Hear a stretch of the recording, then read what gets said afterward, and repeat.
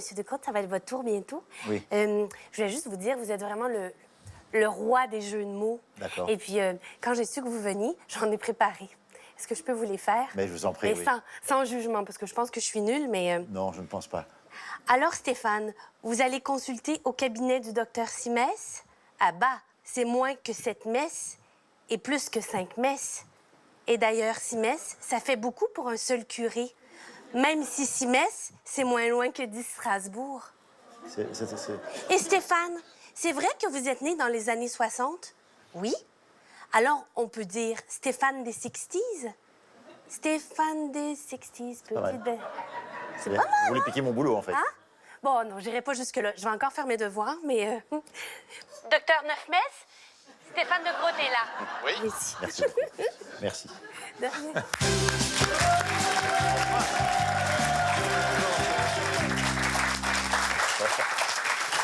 Bonsoir Stéphane de Groot, je suis très heureux de vous recevoir. Merci de me faire confiance. Et moi donc. Stéphane, vous sortez ce livre, Livre de mots, paru aux éditions de l'Observatoire. Vous partagez aussi l'affiche avec Isabelle Gélinas à la rentrée au Théâtre de la Renaissance à Paris dans une pièce intitulée Un amour de jeunesse. On en parle dans quelques instants. On fait d'abord le dossier médical. Bien sûr.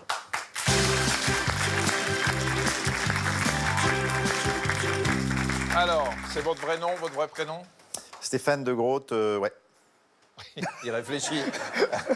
Vous réfléchissez? Non, parce que de Groot, ça veut dire le grand en français, donc il y a une traduction derrière. Date de naissance? Notamment. Ça va pas être facile. La date? 3 mars 66, Voilà, 53 ans. Je Oui. calcule pour vous. pas mal. Alors, la plupart des acteurs deviennent quand même célèbres avant la trentaine. Vous avez attendu la cinquantaine pour être... Oui, c'est sûr que ouais, j'aurais pu commencer à faire l'acteur plus tôt. Mais ceci dit, comme j'avais aucune formation, ça m'a permis d'apprendre dans l'ombre ce métier en Belgique, en faisant des sketchs, en écrivant des pièces, en faisant de l'impro. Donc c'était pas plus mal que ça se passe dans mon coin. Et le jour où j'ai eu un coup de projecteur, j'étais un peu plus mûr que... Ça vous a évité de prendre la grosse tête, notamment. Comme, Ah oui, alors ça, c'est mon ancienne vie, la course automobile, qui m'a appris à relativiser les choses. Parce que quand chaque week-end, vous devez vous remettre en question et que vous êtes le meilleur le 1er du mois, le 15 du mois, tout est à refaire et vous pouvez vous retrouver derrière sur la ligne de départ. Donc effectivement, la compétition m'a appris à relativiser. à l'humilité. Ouais. Et c'est quand même le seul sport où on ne peut pas prendre la grosse tête, vu qu'on a toujours le même casque en plus. C'est bien. J'essaye.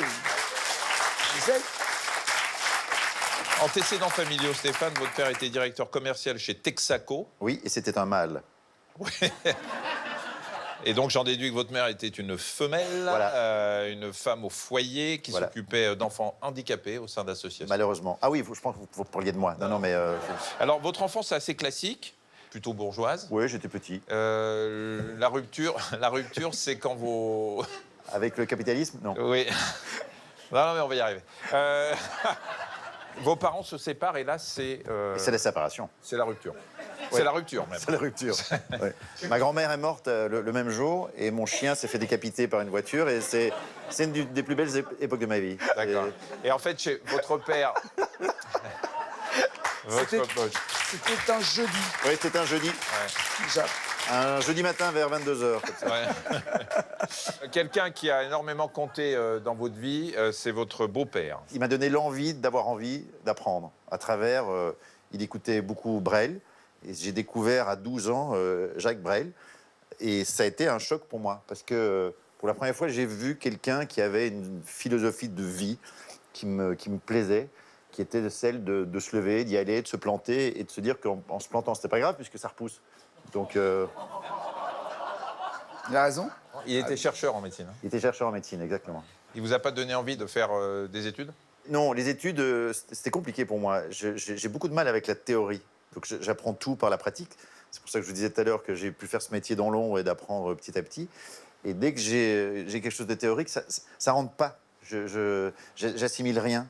Donc c'est vraiment en faisant que je fais. Pourtant, au théâtre et au cinéma, il faut apprendre des textes par cœur. Oui, mais c'est pas on n'apprend pas la technique par cœur. On apprend Ouais, à reproduire. un texte, ouais. Voilà. Et moi, j'apprends à reproduire, mais je n'apprends pas à faire. Oui, je garde cette phrase. Et du moment que vous la comprenez vous-même, c'est bien. Ah oui. Votre fiacre vous attend. Alors, Oh, la Oh, classe. très bien. La classe. Merci, monsieur Pardon, Nagui. hein, C'était très bien. J'adore Livre des mots. Et l'hommage à Jean-Louis Trintignant. Pour Automobile. Salut, docteur. Oui, j'embrasse tous mes patients quand ils s'en vont. Merci, bonsoir. Merci, monsieur Nagui. C'est vrai que vos parents vous ont vu un jour dans la baignoire avec un volant et un casque. Oui. C'est-à-dire que je rêvais tellement d'être pilote de course, alors que j'avais ni l'âge, ni les moyens, ni rien. J'ai anticipé. Je me suis d'abord acheté une combinaison de pilote, alors que j'avais pas du tout de voiture de course, ni aucun contact. Puis j'ai acheté un casque. Mais une fois que vous avez tout ça, vous ne faites pas grand-chose. Donc je me suis mis dans ma baignoire, parce que c'est la position du pilote de course. Mais je n'ai pas rempli la baignoire. Et donc je n'ai pas roulé sous la pluie. Mais donc je me prenais pour un pilote de course, oui, effectivement. Alors, vous avez eu, on le dit, une première vie professionnelle en tant que pilote automobile. C'était quoi? Vous étiez en Formule 3000? Ouais. J'ai fait la filière monoplace, donc Formule Renault, Formule 3, Formule 3000. Formule 3000, c'est juste avant la Formule 1. Oui, Donc, pourquoi vous n'êtes pas allé... pas envie. J'étais trop vieux et il faut rentrer dans une filière. Et en fait, j'ai commencé le métier de pilote assez tard. Enfin, assez tard, je suis vraiment devenu pilote. Au début, je conduisais des voitures de course. J'étais juste un conducteur. Et les gens du team qui m'avaient engagé me disaient, mais c'est pas le tout d'être dans une voiture de course sur un circuit, après il faut gagner. J'ai dit, c'est vrai, je suis sorti de ma baignoire, donc je suis dans une vraie voiture de course. Et ce n'est qu'après que j'ai eu envie de gagner. Donc voilà. Et donc ça a mis du temps. Et c'était trop tard pour espérer débarquer en Formule 1. Vous êtes toujours pilote professionnel quand vous rencontrez celle qui sera la mère de vos enfants. Oui.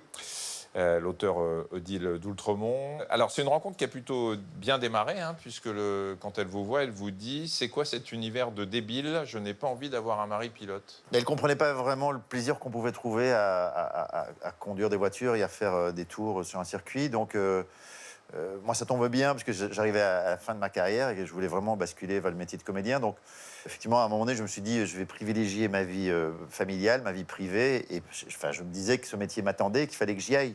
Alors, vous êtes resté très proche d'elle malgré votre séparation, hein, Ouais. l'an dernier. Vous êtes séparés après 18 ans de relation. Vous avez combien comme enfants? J'ai deux filles de 11 et 14 ans. Et ce métier est particulier parce que j'habite en Belgique et je ne travaille que en France. Et le fait de faire beaucoup d'allers-retours et d'être loin d'elles, ça m'a beaucoup... C'était compliqué à gérer, ça. D'être loin de mes filles, de ne pas les voir grandir forcément tout le temps.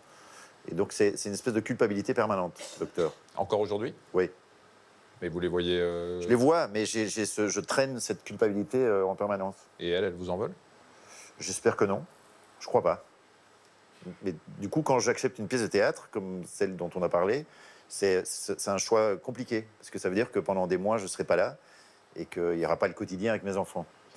Votre santé proprement dit, aucune séquelle, point de vue course automobile? Alors, j'ai failli avoir de grosses séquelles, c'est-à-dire que j'ai failli y passer, donc ça, c'est une grosse séquelle. Hein, on peut considérer ça comme... Un accident? Ouais, c'est-à-dire que un jour, je me suis retrouvé sans frein à 290 à l'heure. Et je voyais devant moi une barrière en fonte. Et je me dis, tiens, au moins je sais quand je vais mourir, c'est-à-dire dans une seconde. C'était le privilège du... Et donc j'ai pété cette barrière. Et en fait, je me suis rendu compte que 20 mètres plus loin, il y en avait une seconde. Et je me suis dit, en fait, c'est le principe de passer de vie à trépas. En fait, il y a 20 plusieurs mètres. étapes. Ouais. Ouais. Il faut se faire deux barrières. Enfin, ça, personne ne nous a jamais rien dit. Et donc, forcément, le paradis était derrière la seconde. Et puis, j'ai défoncé la seconde. Et rien ne s'est passé. Enfin, c'est-à-dire que j'étais toujours vivant. Et vraiment, je me suis dit, en fait, c'est ça mourir. C'est être vivant d'une autre manière. Et je ne comprenais pas pourquoi j'étais toujours vivant, tellement le choc était violent. Et donc, effectivement, je suis arrivé devant ce virage. Donc, plus de frein, quoi. Et même les gens, il y avait un camping pas loin. Donc, il y a des gens du camping qui sont arrivés parce qu'ils ont entendu un bruit effroyable, pensant que c'était une soucoupe volante qui venait de s'écraser dans leur jardin. Et quand ils m'ont vu, parce que la voiture, je suis parti loin, quand je suis revenu vers le circuit en marchant à pied, ils ont demandé où était le pilote de la voiture. J'ai dit que c'était moi. Donc, ils pensaient que c'était pas possible, quoi. Que vous étiez réincarné, quoi. Ouais, donc là, j'aurais pu me faire très mal, mais... Taille et poids? Celle d'aujourd'hui? Oui. 1,77. Votre poids? Mon poids, 74. Là, vous avez un corps de rêve, hein. C'est pas mal non plus, Michel. Merci. On va voir que ça n'a pas été toujours le cas, hein. Vous étiez un enfant obèse? Oui, j'étais très gros. très très gros. Et ça a conditionné le reste de ma vie et mes envies de course et de comédie, parce que quand vous êtes très gros et que vous avez 9-10 ans, vos copains, ils sont assez cruels, ils vous mettent de côté. Et donc j'avais l'impression de ne pas être intégré. Ma mère, quand elle me déposait au sport en culotte courte, j'étais complexé par mes grosses cuisses. Du coup, je me cachais dans la forêt, je me mettais de la terre pour lui faire croire que j'avais passé 1 heure de sport sur un terrain. Puis elle venait me rechercher, je disais c'était super, vraiment, c'était super. Alors que je m'étais planqué pendant 1 heure. Donc ça, c'était compliqué. Le lundi matin, je voyais que mes copains, tout le monde parlait du film la veille soir qui avait été diffusé, un film de Funès. Et tout le monde adorait De Funès. Et donc je me suis dit, mais au fond, pour se faire aimer, il faut faire rire. Ça va être drôle. Donc je me suis dit, je vais faire rire, comme ça, ça ira mieux. Et puis la course, c'est parce qu'un jour, j'ai vu Gilles Villeneuve s'enflammer, accident grave. Et tous les journaux faisaient la une sur Gilles Villeneuve en disant les chevaliers des temps modernes. Et c'était considéré comme un héros à l'époque. Et je me suis dit, tiens, je veux aussi être un héros et être un chevalier des temps modernes. Donc voilà, je me suis dit, je vais être chevalier, je vais être comédien. Heureusement que vous n'avez pas fini comme lui voilà. au moment de cet accident. Vos addictions? J'étais alimentaire, Ouais. j'étais gourmand. Je mangeais beaucoup. Je mangeais beaucoup. Mais ma mère, qui aimait beaucoup faire la cuisine, me faisait plusieurs plats. Quand je dis plusieurs plats, c'est... Elle faisait vraiment plusieurs plats, quoi. Ouais. Elle faisait, Une table de plats. voilà, une table de plats. Et je mangeais tout. Et alors après, c'est-à-dire que j'étais tellement gros qu'elle m'emmenait chez, vous savez, les gens Weight Watchers, enfin, c'est pas si on peut dire ça, où vous avez des gens qui vous huent parce que vous avez pris 100 grammes, ou la semaine d'après qui vous applaudissent parce que vous en avez perdu 12. Ouais, ouais. Et Donc ça c'est traumatise? ça a provoqué un traumatisme chez moi. La première chose que la responsable a fait quand je suis arrivé, je devais perdre, je sais pas moi, 15 kilos, et elle est arrivée avec 15 kilos de graisse. En disant, voilà, ça, c'est ce que tu dois perdre, parce que ça, c'est ce que tu as dans ton ventre et dans... Je dis, ah ouais. Et du coup, j'ai eu très envie d'enlever tout ça, oui. Vous surveillez votre poids aujourd'hui Toujours. Toujours. Parce que par habitude, par peur de grossir, ou parce que dès que vous regardez une pâtisserie, vous prenez 2 kilos? Tout. C'est-à-dire que si je mange, je grossis, j'ai pas envie de grossir. Mais je pense que, alors c'est une phrase très bateau, mais je pense que quand on a été gros, on est gros toute sa vie. Il paraît qu'un de vos profs, quand vous étiez jeune, vous a soupçonné de faire du trafic de cocaïne. Oui. Mais il avait raison. Alors que c'était C'est-à-dire un trafic de raviolis. Ce qui est pareil. Ouais. Si vous sniffez votre ravioli, ça fait un effet Ah, bizarre. ça fait des sinusites en plus. Ouais. Bien sûr. Ça fait des raviolites. Les raviolis, tu Dans la merde. C'est-à-dire que pour gagner de l'argent au début, pour m'offrir cette combinaison de course et ce casque qui ne servait à rien à l'époque, moi qui aime bien faire la cuisine, je faisais des raviolis chez nous, à la maison. Et j'ai un copain qui avait un restaurant. Et un jour, je lui ai fait goûter les raviolis que je faisais. Je lui ai fait goûter. Il m'a dit, ah, mais je vais en vendre dans mon restaurant. Donc, si tu peux me faire plusieurs portions, ça m'arrange. Et donc, je faisais plusieurs portions comme ça. Et puis après, je les vendus à d'autres restaurants, ces raviolis.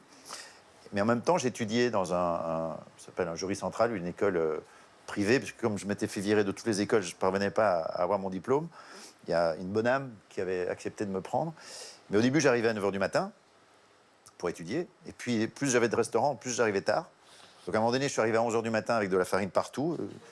Et là, il me disait effectivement, ça devient un peu bizarre. Et donc, je faisais du trafic de raviolis. Ouais, c'est pas facile d'expliquer que c'était de la farine pour faire des raviolis. Ouais. Voilà. Je vais vous faire un petit check-up. Qu'est-ce qui vous hérisse les poils? Le froid. Très bien. À qui avez-vous envie de tirer la langue? Einstein, La dernière fois qu'on vous a mis la fièvre? ce samedi soir. Ouais. Pardon. La consultation, Stéphane De Groot, alors c'est pas le pilote, ni le chroniqueur, ni l'acteur que je reçois ce soir, c'est surtout l'auteur, puisque vous venez de publier Livre de mots aux éditions de l'Observatoire. Alors, vos livres marchent très bien, hein, vous avez vendu plus de 800 000 exemplaires, c'est ça? Vous n'avez jamais voulu écrire des poèmes? Parce que quand je lis, écoutez bien, c'est très très beau, le temps, c'est le vent qui se lève et balaie les jours. C'est de vous ça, on dirait un... C'est du Baudelaire? Non, mais je me suis laissé aller dans ce livre, effectivement, à l'exercice d'abord de la dédicace, parce que c'est une forme d'exercice de style. C'est très amusant de s'adresser soit à des personnes, soit à des absolus. Et puis, je me suis laissé aller à écrire des pensées, des aphorismes et des choses assez intimes. Et c'est le premier bouquin qui reflète une part de ma personnalité, qui peut être poétique, mélancolique, entre guillemets philosophique et autres, mais c'est vraiment un bouquin intime. À qui vous pensez quand vous écrivez « Sans vous, je n'aurais pas été moi » ? Aux gens qui m'ont toujours... qui m'ont accompagné, qui m'ont porté. J'ai fait 2 métiers très particuliers. Être pilote de course, ce sont des milieux très fermés.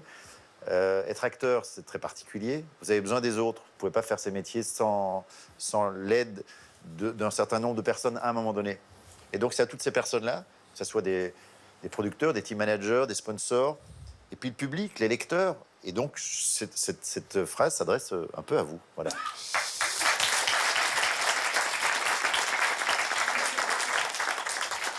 Vous êtes émotif ? Oui, très. C'est à vous que vous parlez quand vous écrivez « Pleure si tu es un homme » ?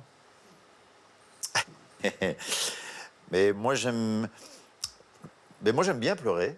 J'aime bien m'épancher. C'est une manière de se libérer, d'être honnête avec soi-même et avec les autres.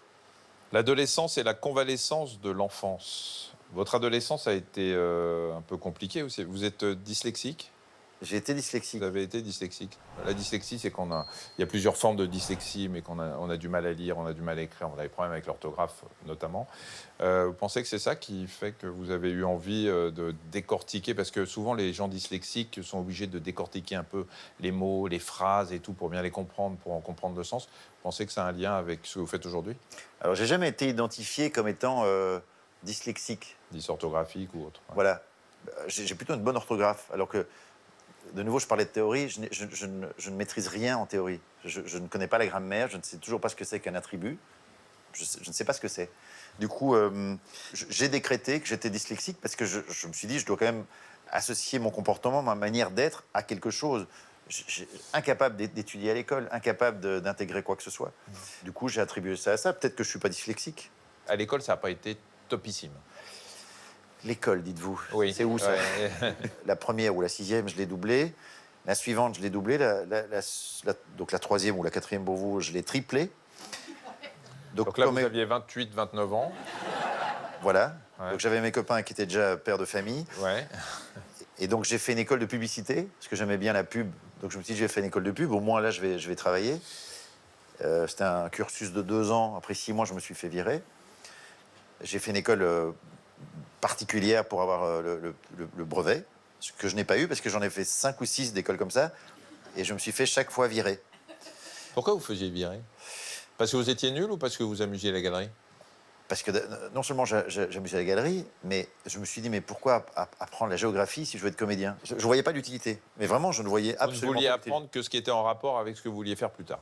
Mais je pense que les examens, je crois que j'ai jamais passé d'examen. J'avais pas de cahier, j'avais pas de classeur, j'écrivais rien. Et finalement, toute cette période de scolarité où vous alliez d'échec en échec, Oui. ça vous a marqué, ça vous a traumatisé ou au contraire, ça a été un moteur pour vous pour la suite? Alors, c'était un moteur, mais je me suis dit, OK, alors peut-être que moi, je me trompe. J'ai cette force, cette envie absolue d'être pilote de course et d'être comédien. Donc, je disais à qui voulait l'entendre que j'allais faire ça.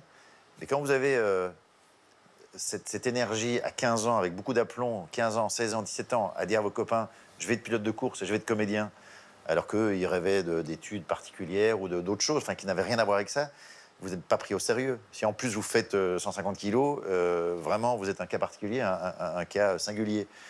Donc je devais me battre pour leur prouver que ça allait fonctionner. Donc c'était un moteur où je voulais leur donner tort. Alors, vous battre, vous l'avez fait pour tout. Vous êtes arrivé un jour à la porte de France Télévisions avec une cassette VHS sous le bras. Vous débarquez à France Télé, vous n'avez rendez-vous avec personne. Oui, je prends le train parce que j'ai, avec un de mes amis, mis en boîte un pilote pour un projet d'émission où je plante une caméra face à moi et il y a mon pote qui fait la voix off. Et ça s'appelle File dans ta chambre. Et le principe, c'était qu'un petit garçon, mon fils, me pose des questions existentielles. Il dit, papa, pourquoi la Terre est ronde? Pourquoi c'est qui Shimon Peres? Et je lui racontais chaque fois un truc à côté. Je dis, Shimon Peres, c'est la maman de Vincent Perez. Et donc, j'étais complètement à côté de la plaque. Et mon fils me donnait la bonne réponse. Et moi, agacé par la bonne réponse de mon fils, je terminais en lui disant, file dans ta chambre. C'était un projet très sommaire. Et sur base de ce projet très sommaire, je débarque à France Télévisions, parce que France Télévisions, c'est la télévision. Donc moi, du fin fond de ma Belgique, naïf, je débarque avec ma cassette VHS dans le hall de France Télévisions en disant « Bonjour, je voudrais voir la personne responsable des programmes ». Et la réceptionniste me dit « Vous avez rendez-vous ?» Je dis « Non ». Mais donc, la responsable des programmes. Mais de quel programme? Mais les programmes de VHS. Et donc, elle m'a dit, mais ça va pas être possible. J'ai dit, mais vous savez, moi, j'ai pris le train, là, c'est long. Et donc, elle a appelé quelqu'un. Elle a appelé au secours. Et donc, j'ai une dame qui est venue en me disant, il faut pas rester là, monsieur. J'ai dit, écoutez, j'ai une cassette VHS, si ça vous tente, si vous avez 10 minutes, ça prend 10 minutes. Donc, elle m'a dit, allez, je vais la regarder. Donc. Et 1 mois et demi plus tard, elle m'a rappelé en disant, voilà, on vous commande 50 épisodes. Et puis, c'est devenu 50, puis 100, puis 150 épisodes. C'est devenu 2 saisons complètes sur France Télévisions. C'est toujours réjouissant d'entendre qu'on n'a pas besoin forcément de réseau, de connaissances. Après, ça aide, mais ça au aide, début, mais non. on peut y arriver. Et ça prouve surtout l'intelligence de ceux qui vous ont reçu. Complètement. Vous dites souvent dans la vie, tout doit aller très vite. Je suis terriblement impatient. Encore aujourd'hui, il faut que je sois dans le mouvement. Et on sait qu'un cerveau qui va vite, un cerveau en bonne santé. On va donc vous faire passer un test de vitesse Oui. qui permet de vérifier la rapidité de votre cerveau. Mademoiselle Génie, vous venez ?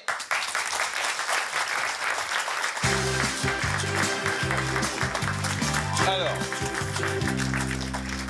Mademoiselle Ouais. Génie va vous installer. Asseyez-vous. Oui. Vous avez peur de rien, vous? Non. C'est trop petit? Non, c'est bon, c'est bon. Voilà, vous vous attachez bien. Alors, le principe est très simple. C'est un simulateur de course. Vous êtes bien installé. Les Ouais. rétroviseurs Ça va sont bien. Tout va bien. Magnifique. Ah oui. C'est marrant parce qu'on sent que, déjà, en vous installant là, face à un volant, vous n'êtes plus le même, là. Non, c'est vrai, vous sentez une... Mais il y a 4 ans, là. Mais oui, parce trouvez que, pas on rigole Ah oui, pas, oui. quoi. Je veux dire, dès qu'on est dans une voiture de course, on est Non, pas là mais pour vous avez rigoler. Vous n'avez plus le même visage C'est vrai depuis que vous êtes assis là. Vous allez voir, ça va démarrer, mais je vais vous poser un certain nombre de questions auxquelles vous allez essayer de me répondre le plus rapidement possible. 3, 2, 1. On est à Spa-Francorchamps, justement, que vous connaissez bien, qui est en Belgique. À l'inverse de votre carrière, qu'avez-vous démarré sur les chapeaux de roue? Mais ma carrière n'a pas à démarrer sur le chapeau de roue. Très bien. Votre dernier excès de vitesse, c'était quand? C'est maintenant. Oh la vache, là, il est en train de Ah ouais, tondre ouais. la pelouse, là. Alors, Faites attention. maintenant que vous faites ce dont vous rêviez, du cinéma, pensez-vous que vous devriez encore passer à la vitesse supérieure, faire encore plus, encore autre chose? Oui, il y a toujours moyen de faire plus. Moi, j'ai une boîte de vitesse avec 1000 vitesses, donc Détendez-vous là. Hein. Il est super, Mais, il a fait porter l'attention. Hein. Après quoi courez-vous encore? après le temps. Après le temps? Oui. Ça vous est arrivé de faire un tête à queue? Je sais pas, c'est en voiture. Ouais, ben voyez, voilà. Ouais. Il suffit d'en parler. C'est dingue, quoi. Alors, vous avez déjà eu des accidents de parcours, des trucs que vous avez fait que vous n'auriez pas voulu ou qui n'ont pas marché comme vous auriez voulu? Oui, plein. Et d'ailleurs, je suis très heureux d'avoir de m'être planté. Vous avez déjà eu des dérapages?